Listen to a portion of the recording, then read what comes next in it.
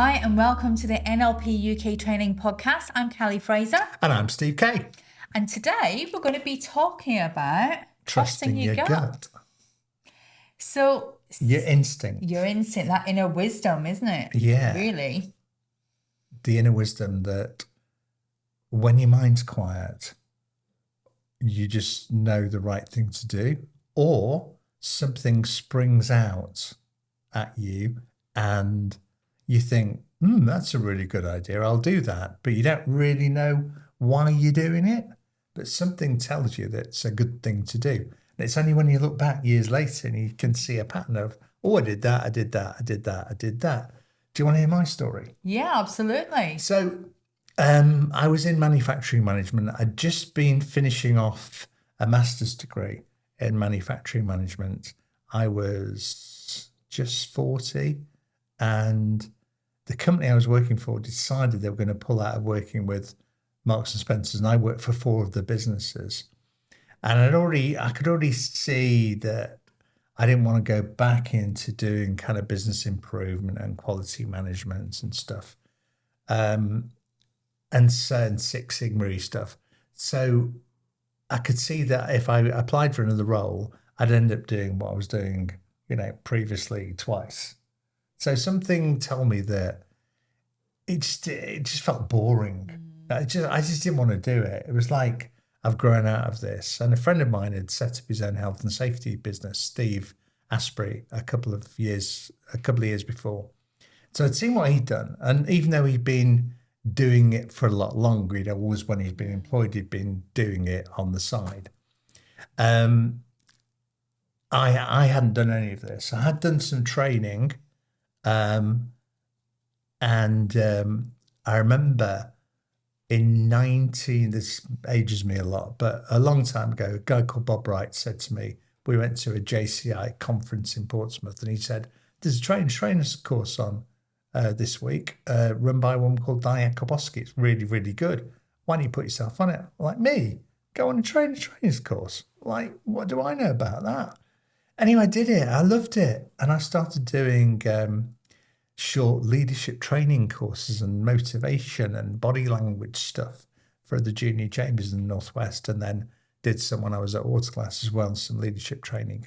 So I kind of always had that was something that I enjoyed, but it was different to what I was doing in my day-to-day career.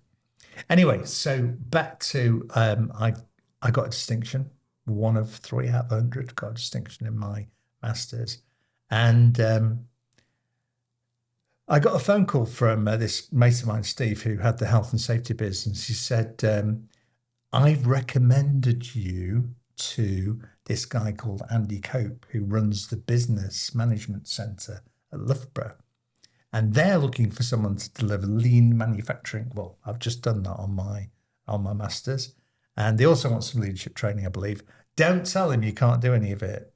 What you don't know, you can learn, but you do know 99% of it. So sure enough, I met Andy, and we negotiated on a price, which was, he said, more than they paid for anybody else or anything. And we got 12 days of work with this client. But before that, I spent 2 days on their premises, and they did all the billings for NatWest Bank. And it was my first gig. But I had sold before, because I used to run 2 mobile discos and DJ'd in a nightclub. So when my business partner and I decided we wanted to get a second disco going, I went to a local hotel who I'd heard were wanting party nights. And I said, we'll do all 12 nights for a fixed price for you. We won't charge you the Christmas and New Year rate. We'll do it as a fixed price. So we got that gig and loads more after from that. So I'd kind of always been used to selling myself. And I remember my dad saying to me, when you do the consultancy, you've been doing consultancy, you've just been billing the same customer for the last 5 years. So you kind of done it before. So it was like the piece of the jigsaw place. So we did this thing for NatWest Bank, and then Andy said, do you want to do some more stuff for us? So I said, yeah.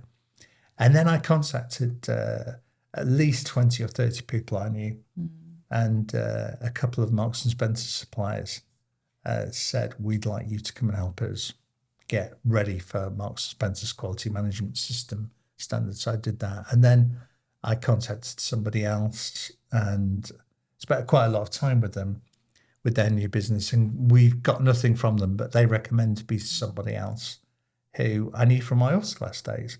And he referred me for consultancy. So I was doing leadership training, and then I got a gig with Leicester Uni, who got a big contract with the DWP for a 5-year program. So I got in on that. And then I decided to set my own ILM centre up, which I did in 2005. So how did you get into NLP? Well, Andy Cope by this time had set up The Art of Being Brilliant, and another guy called David Heiner, who we both knew, has a thing called the Massive Goal. And David had been on an NLP practitioner, or was going an NLP practitioner course, and he was a great trainer. And they'd both done an open program for us, and an open leadership program. And Andy was also doing one at the college where he'd kind of just still doing some work for. And they brought in 2 ex-RAF guys who were doing NLP training. It was their first course. And so I thought, well, if I do NLP, it'll make me a better trainer because these 2 are doing it. So I may as well do what they're doing. So I did. And the first company I spoke to said, oh, well, we can do weekends. We do weekends in our home and we do it over 10 weekends. I thought, well, that's not for me. Josh had just been born a couple of years before and I'm like out training every day. I'm not going to spend the weekend in someone's house with joss sticks lit and all that kind of malarkey. So I went on Google, and top of Google was a company called Help for 2000. And so this was 2006. And Lorna Maskell, our Lorna, answered the phone. And I said, I'm interested in doing this NLP. I'm a trainer, leadership trainer. Do you think it'd be a good idea for me to do it? And of course she said yes. Of course I think you should do it, Steve. Which is now why she works with us. So she put me on and I did the practitioner in Leeds in January 2007. And then did some assisting with Bruce, who owned the company, did Master Practitioner. But before I did Master Practitioner, I knew I wanted to be a trainer. And I could see it complementing, because we were working with people like Rico, Npower, Alstom, people like that, and some councils and some NHS people. But I could see it complementing the leadership training. Now, it's a big investment to do NLP practitioner, master practitioner, then trainer training. Yeah. We kind of said it's about trusting your gut. Yeah. What was it about NLP that really gave you that gut feeling, this is the right thing for me to do? Well, I'd seen Bruce doing it, and he was a really good NLP trainer. And he was quite encouraging. And he said, well, I can see, you could run 4 courses a year. You get people coming from your leadership customers, which we did with Seva Logistics. They booked an internal course. It was just something that it felt right. It just felt right to do it. And I was really excited. It just seemed the right thing to do the leadership and the NLP training, because nobody else was doing that, or very few people did it. So it seemed to be the right thing to do. So I went to Las Vegas and did 5 weeks, missed home a bit, and did the training. Oh, before I did the training in the July and August of 2009, I'd already put my first NLP practitioner course, booked the hotel. I got 3 people paid for and signed up before I went to America. And so there was no way I was going to not pass that course. And it was very, very rigorous. We had, you've done it yourself. We had it was a 6.5-hour exam, handwritten, no notes or books to read from. And it was pretty grueling.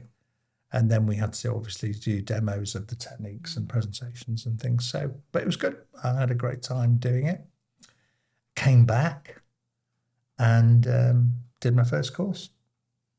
And one guy spoilt it, though. He said, well, this is good for a pilot, Steve.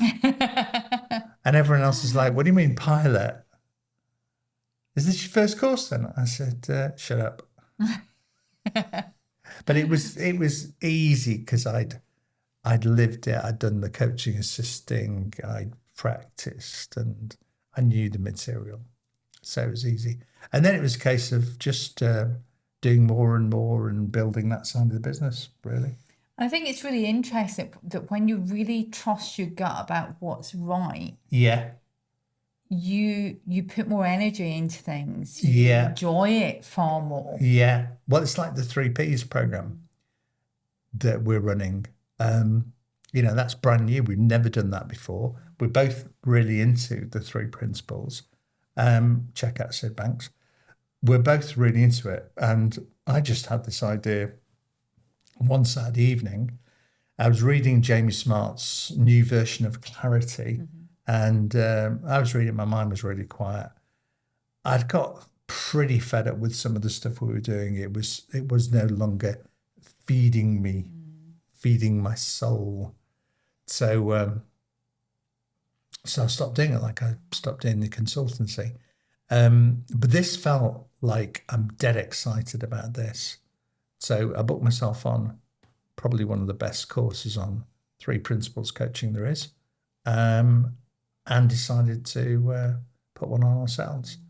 And there we are, 12 people on the course, first one. Great. But it just felt the right thing to do. And what I've noticed looking back is, when Bob Wright said, go and do that, why don't you do that trainer's training? It's like, me? Do a trainer's training course. It's like, and that was 1986, I was 26. And being the DJ and setting up my own, setting up the second disco and working in a nightclub to pay my mortgage and stuff in my first house. They were all things that when I look back, that my inner wisdom, if you like, that all-knowing source just says, why don't you do that? There's a story that, who's the guy who set up, the co-founder of Apple? Steve Jobs. Steve Jobs. There's a story that Steve Jobs enrolled himself on a calligraphy course. He didn't know why he did it. But years later, when Apple started developing different fonts and things, that's where it came from. But he didn't think about that when he was doing that course. So creating your heart's desire for yourself is... Well, we're only here once, aren't we? Absolutely. So creating your heart's desire for something, you may find when you look back at your own life and your own career that you've done things and they've not really made sense, but you've wanted to do them or you've done them anyway. And then years later, they all build up to what you're doing now, what you might want to do. The thing is, though, your ego gets in the way and sometimes says, well, that's not for me. That's not for you, Steve. What, you run a 3Ps course with and charge that much for it? Why don't you think you can get 12 people on it?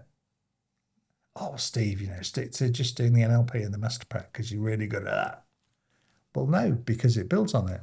It gives them even more. That's why I'm so convinced by it.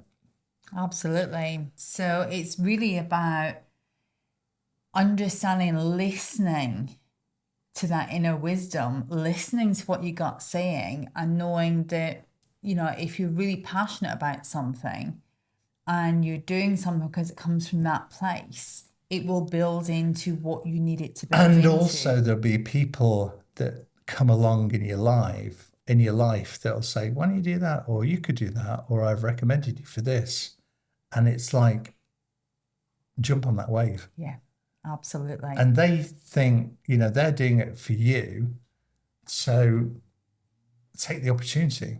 So like with Steve and Bob Wright and Andy, and I could, mention a few other people. And Lorna, of course you should do the course, Steve. She wasn't to know that, we'd be running one of the largest NLP training companies in the UK when she booked me on that first course. And she'd be working for and she works with us, yeah. So she works with us. And has done since 2011. So, and along with other people as well, she supports.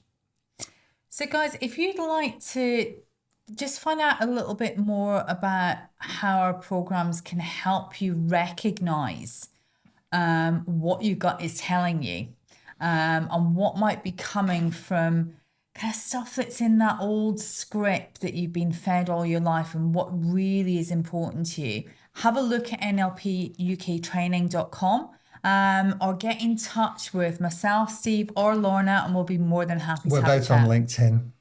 Yeah, follow us on LinkedIn. We're on Insta, Facebook, everything. So guys, we shall see you on the next podcast. Cheers for now.